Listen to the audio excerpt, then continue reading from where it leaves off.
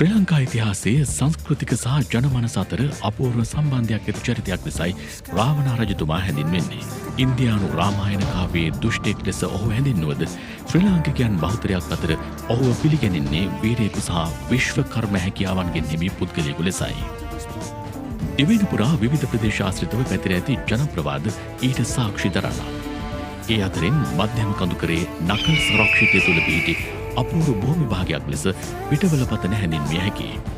අද රූ ට්‍රැවල තුළින් අප ඔබට ගෙනෙන්නේ රාවණා පුරාවෘත්තය හා බැඳි පිටවල පතන සහ ඊට සම්බන්ධ ජනප්‍රවාදයයි. ජනශ්‍රුතියට අනුව පිටවල පතන යනු රාවණා රජතුමා විවේකී අවස්ථාවල රැඳී සිට ස්ථානයක් ලෙසයි හැඳින්වෙන්නේ. රාවණා රජුගේ මවගේ ගම ලෙස සැලකෙන්නේද මීට ආසන්න ග්‍රාමයක් වන මාතලේ රත්ගම ප්‍රදේශයයි.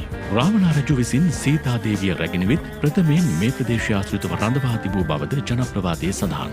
එමෙන්ම උස්සූ තැනිතලා බිමක පිහිටි මෙම පිටවල පතනේ සීත කාල ගුණය හා සාමකාමී වටපිටාව ඔහුගේ ආධ්‍යාත්මික අවදීන් වර්ධනයට යොදාගෙන තිබෙනවා. ඔහු සතුව පැවති උසස් විද්‍යාත්මක සහ ගෘහ නිර්මාණ හැකියාවන් නිසාවෙන්ම මෙම ස්ථානය දේව මානුෂික ආකෘතියකට ගොඩනගා ඇති බවයි පැවසෙන්නේ. එමෙන්ම රාවණා රජුගේ දඬුමුණරය රසදිය මුසු කරමින් ප්‍රථමයෙන් ගුවන්ගත කරන ලද්දේ මේ ස්ථානයේ බවත් ඇතමුන් පවසනවා. ඊට සාක්ෂි ලෙස ගුවන් තොටුපළක ආකෘතියට සැදුණු මේ භූමියේ පිහිටීම ඔවුන් පෙන්වා දෙනවා. ඒ අනුව රාවණා රජුගේ යාත්‍රා හැසිරවීම විද්‍යාත්මක පර්යේෂණ සහ ආරක්ෂක කටයුතු ක්‍රියාත්මක කිරීමට යොදාගත් ස්ථානයක් ලෙසයි ජනප්‍රවාදයේ මේ පිටවල පතන ප්‍රසිද්ධව ඇත්තේ. පසුකාලීනව මෙම භූමිය අතීතයේ රජවරුන් විසින් වැරදිකරුවන් පිටුහල් කළ ස්ථානයක් ලෙසත් ප්‍රසිද්ධියට පත්වනවා. එලෙස පිටුහල් කළ බිම පිටවල පතන වී තිබෙනවා. එය හෙක්ටයාර 10ක පමණ භූමි ප්‍රදේශයක පැතිර පවතින තෘණ භූමියක්. ශාක හා සත්ව විශේෂ බොහෝ ප්‍රමාණයකින් හිමි ජෛව විවිධත්වයෙන් යුතු විශාල පාරිසරික වටිනාකමක් සහිත භූමියක් ලෙසයි මෙය පවතින්නේ. මේවායින් සමහරක් මෙරටට පමණක් ආවේනිකයි.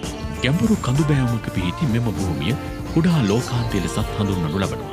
මීට අමතරව මෙම රක්ෂිත ආශ්‍රිතව සේර ඇල්ල, වැද්දාපෙණි ඇල්ල, දූවිලි ඇල්ල සහ බඹරකිරි ඇල්ල දැකගත හැකියි.